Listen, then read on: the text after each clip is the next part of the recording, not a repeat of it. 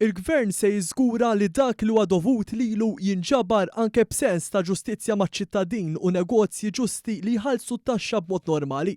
Iddikjara dan il-Ministru għall-Finanzi u x-Xogħol Clyde Caruana qabel il-Parlament ivvota fuq l-abbozz ta' liġi dwar it-taxxa it-tnejn filgħaxija. Il-Ministru Caruana kien ċar fi kliemu fil-waqt li tenna li ħadd mhu se jispiċċa l-ħabs minħabba evażjoni ta' taxxa kif anke trid l-Oppożizzjoni Nazzjonalista kulħadd irid iħallas dak li huwa dovut u miegħu anke l-interessi u l-penali meta jinqabad blura.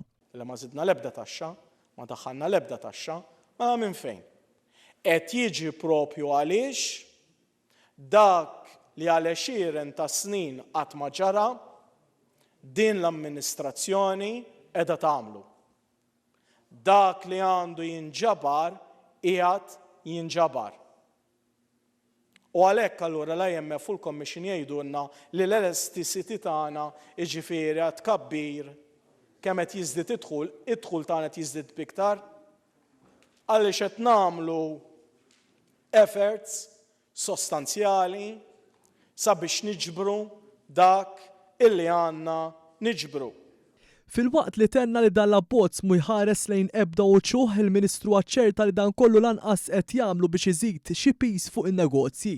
ċert li jekk hemm xi ħadd bħalissa jkun qed jisma'na jgħid imma dal-Ministru mhux favur il-business kontra l-business.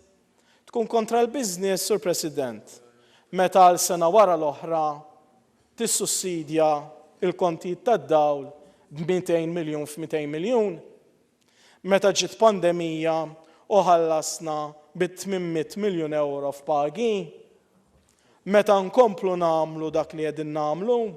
Il-Ministru Caruana żvela anke investiment massiġġ li se jsir ta' 33 miljun euro fis-sistema tal-IT tat-taxxa biex id-Dipartiment ikompli jissaħħaħ u jiġbor dak dovut lilu u anke ħabbar li l-budget li jmiss ta' Gvern Laburista ir-raba' wieħed f'din il-leġislatura se jerġa' jkun mingħajr ebda taxxi ġodda.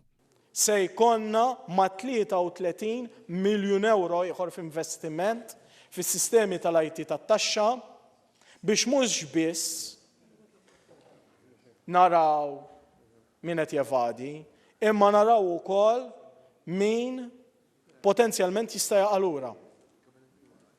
Biex ikollna audit trail sħiħ ta' dak li suppost għandu jinġabar.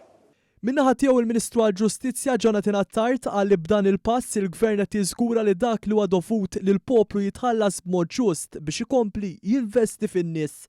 Tal-abbozz mhux biss strument legali ma huwa wkoll dikjarazzjoni li pajjiżna ma jaċċettax abbuż mis-sistema tat-taxxa. Huwa wkoll messaġġ ta' fiduċja fl-istituzzjonijiet tagħna fejn qed naraw li nipprovdulhom l-għodod meħtieġa biex jaġixxu b'mod deċiżiv, b'mod ġust u anke b'mod effiċjenti. Kull euro li jintelef fl-evażjoni ta' taxxa huwa euro anqas mill-investiment li l-Gvern iwettaq fil-pajjiż.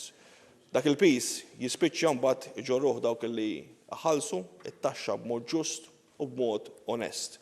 Sa dan it-tant dwar dan anke tkellem il-Prim Ministru Robert Abela li permezz ta' kitba fuq il-midja soċjali saħaq li qabel l-aġġornament tal-Parlament tal-Vakanzi tas-sajf għaddiet liġi li biha se tissaħħaħ b'mod qawwi biex dak dovut lil poplu il-ħlas tat-taxxa iseħħ b'mod ġust u bekk il-Gvern jibqa' jinvesti fin-nies. Il-Prim Ministru saħaq li l-ħidma parlamentari tkompli fil-ġimgħat li ġejjin iżda f'dawn il-jiem se nibqgħu iffokati billi nfasslu baġit b'saħħtu ieħor favur il-familji u n-negozji li bis-saħħa tagħhom għandna ekonomija li qed tkompli tiġġenera l-ġid.